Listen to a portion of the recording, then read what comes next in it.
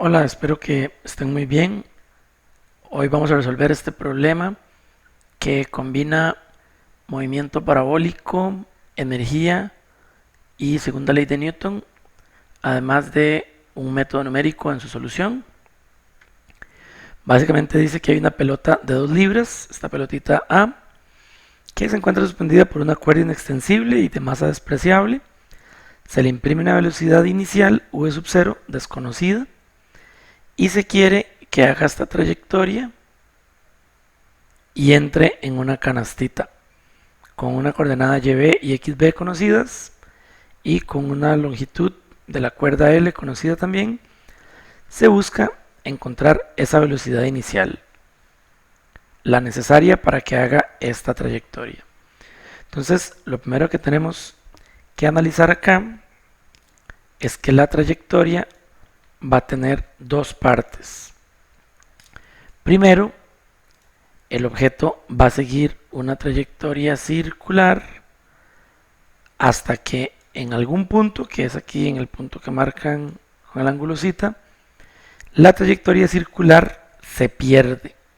En ese momento el cable se afloja, la tensión se hace cero y pasamos con un nuevo sistema de coordenadas de movimiento circular, pasamos a movimiento parabólico. Entonces tenemos una trayectoria circular y luego parabólica en un punto en el que el cable se afloja.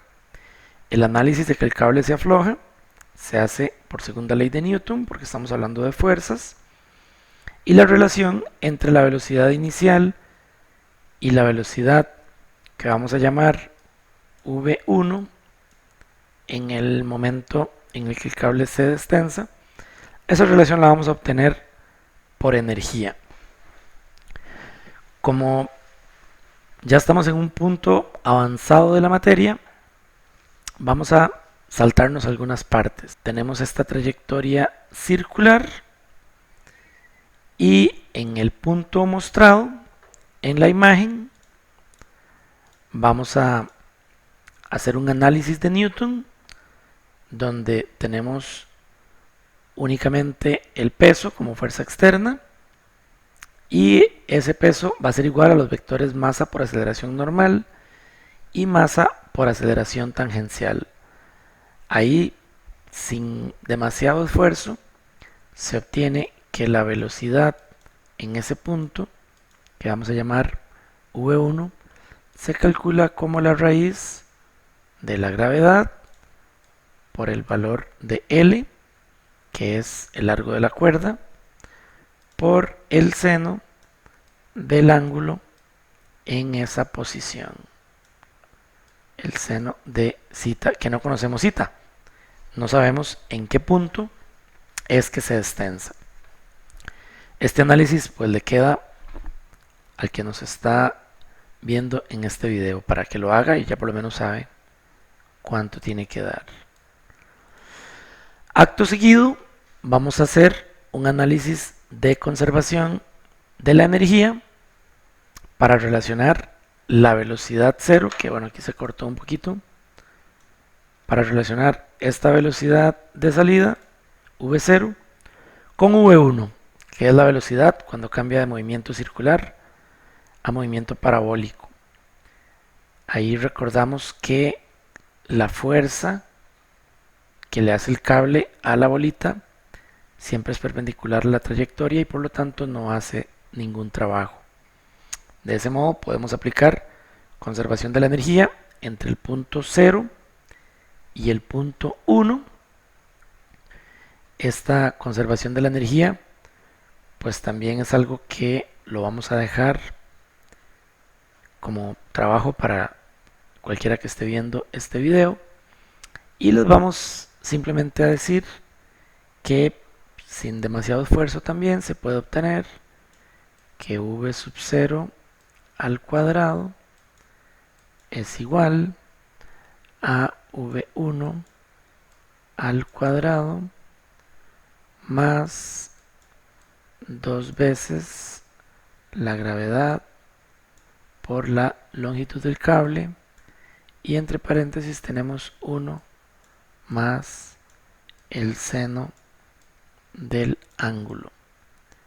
En este momento tenemos dos ecuaciones, una ecuación que sale de segunda ley de Newton, una ecuación que sale de conservación de la energía, y tenemos tres incógnitas: la velocidad 0, que es la única que nos interesa obtener, la velocidad 1, que es una variable intermedia, y el ángulo. Esas son las tres incógnitas que tenemos hasta el momento, y en realidad pues tenemos que involucrar de alguna forma x, b y y para cumplir con las condiciones del problema. Entonces lo que vamos a hacer para incorporar a YB y a XB es analizar ahora el movimiento parabólico. Vamos a partir de un objeto que tiene las coordenadas en este punto, que las podemos relacionar con el z y el l, bueno, y el YB y el XB, que tiene una velocidad v1, y vamos a ver qué sucede. En el caso del movimiento parabólico, vamos a tener que nuestra partícula sale de acá con una velocidad que llamamos v1, se desplaza hacia la izquierda, tiene que recorrer una distancia vertical que yo voy a llamar h, que esa h sería yb menos l, que es esta, por el seno del ángulo. Notemos que este h puede ser positivo o negativo, no se pierde generalidad, no olvidemos que eso es L, lo teníamos por acá. Entonces acá tenemos que h es yb menos L por el seno del ángulo. Esto puede dar un valor positivo o negativo. Y en el eje horizontal, de acá a acá, vamos a llamarle L mayúscula, y básicamente es L minúscula por el coseno del ángulo menos xb. Eso sí tiene que ser un valor enteramente positivo. La velocidad en y es el v1 por el coseno de este ángulo. No vayan a poner el ángulo acá porque está malo, hace un rato me pasó. Y la velocidad horizontal es el mismo v1 por el seno del ángulo. ¿Qué es lo que queremos hacer? Queremos encontrar una ecuación que relacione a v1 con v0 con el seno del ángulo, porque acá tenemos esas tres incógnitas en dos ecuaciones y ocupamos una más. Por acá vemos que no aparece v0, por cierto, y bueno, pues eso va a ser una ventaja porque acá tenemos a v1 con el seno, y si acá encontramos una ecuación de v1 con el ángulo, tenemos un sistema 2×2 y no 3×3. Encontramos v1, lo sustituimos acá y listo. Entonces parece que se puede hacer un sistemita más pequeño. ¿Qué tenemos? Tenemos movimiento parabólico que se puede descomponer en un movimiento horizontal, que es básicamente movimiento rectilíneo uniforme, donde sabemos que esta velocidad x, que es la velocidad de salida, no cambia, es constante y es igual a la distancia recorrida entre el tiempo. Entonces de acá podemos despejar el tiempo t, y decir que básicamente es L dividido entre Vx, que lo tenemos por acá. Este sería el tiempo en el movimiento horizontal, y luego en el movimiento vertical lo que tenemos es movimiento rectilíneo uniformemente acelerado, es lo mismo que una caída libre, y podemos decir que h esta ecuación es de la física general, es igual a velocidad inicial por tiempo más un medio de la aceleración por el tiempo al cuadrado. Bueno, cuando puse v sub 0 me refería a la velocidad inicial en el movimiento vertical, que sería lo que acabo de llamar vy. No me refería al v sub 0 del problema que estamos buscando. Una disculpa ahí porque se puede confundir la notación. En el movimiento vertical la velocidad va cambiando porque es uniformemente acelerado. De modo que el v sub 0 que puse ahí es la velocidad en y en el punto donde pasa de circular a parabólico. Ahora podemos sustituir que realmente h es esto que tenemos por acá y esto va a ser igual a el v sub 0 que es v1 por coseno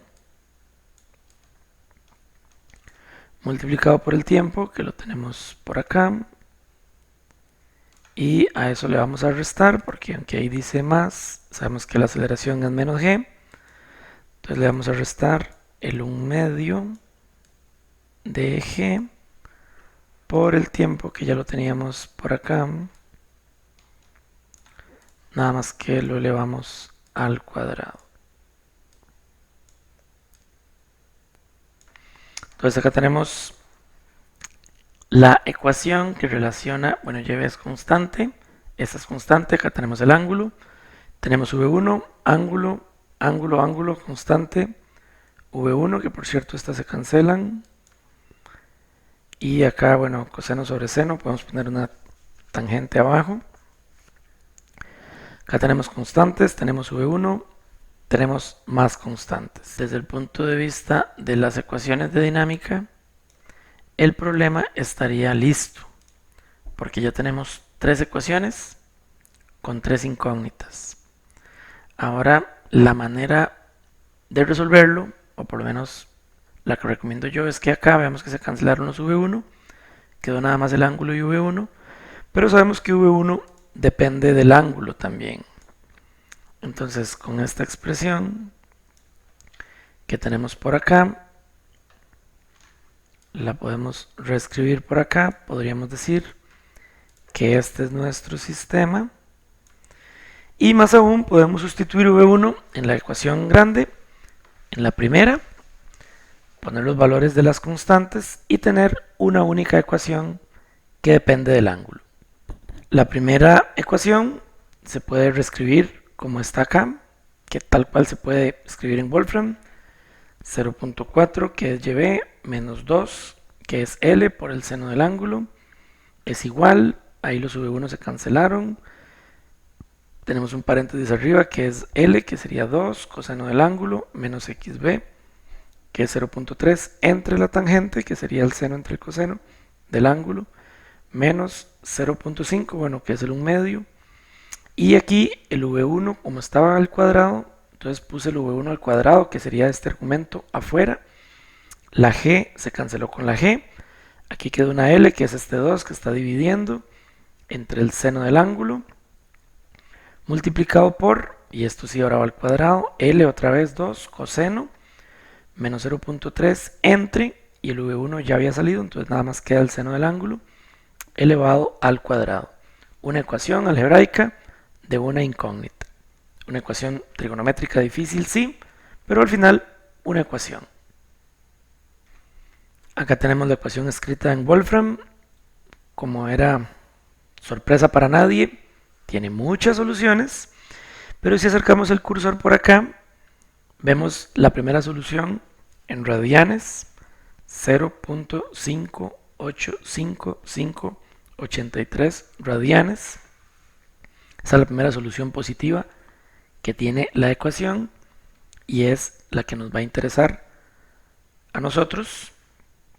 Repito, aunque bueno, ahí se puede ver en pantalla, el ángulo es de 0.585583 radianes, que es lo mismo que 33.551 grados. Ya con el ángulo nos devolvemos a resolver V1. Nada más depende de la gravedad, L que vale 2 y el seno del ángulo. Acá lo tenemos escrito en Wolfram. Ponemos el ángulo en radianes, 585583 y obtenemos el valor de V1 que es de 5.96598 pies por segundo. Ese sería el valor de V1. Y ahora que tenemos V1, pues tenemos el ángulo. Y finalmente lo que queríamos calcular es V sub 0, que depende de V1 y del ángulo. Antes de hacerlo, retomé esta ecuación y verifiqué los valores con el ángulo que tenemos por acá y el V1 que tenemos por acá. Entonces acá sustituí un lado de la ecuación con el ángulo de 33.551 grados y la velocidad 1 de 5.96598 pies por segundo. El lado derecho, según Wolfram, vale menos 0.7054 y el lado izquierdo vale menos 0.7054. Por lo menos con 4 decimales tenemos una solución exacta. Aunque no se debería decir exacta porque, bueno, todo esto son métodos numéricos, ¿no? Las soluciones que utiliza Wolfram también. Así que finalmente tenemos por acá, sustituido en Wolfram, la expresión final del V sub 0, que era que V sub 0 al cuadrado era igual a V1 al cuadrado más 2 veces la gravedad por la longitud por 1 más el seno del ángulo, sacando raíz al lado derecho. Nos entrega la respuesta final. Quedamos atentos a cualquier pregunta y esperamos que este problema, que combina cinemática con cinética, la parte cinemática de movimiento parabólico y la parte cinética tanto de segunda ley de Newton como de energía, además de un análisis que va un poco más allá de lo trivial, que es darse cuenta que el movimiento circular pasa a parabólico cuando la tensión desaparece. Ahí hay un acople fuerte entre el análisis cinemático y cinético de un mecanismo, de una situación dinámica como esta. Y finalmente, pues, mezclar un poco la parte ahí matemática, utilizar la herramienta tan potente de Wolfram para poder resolver el problema. Muchas gracias.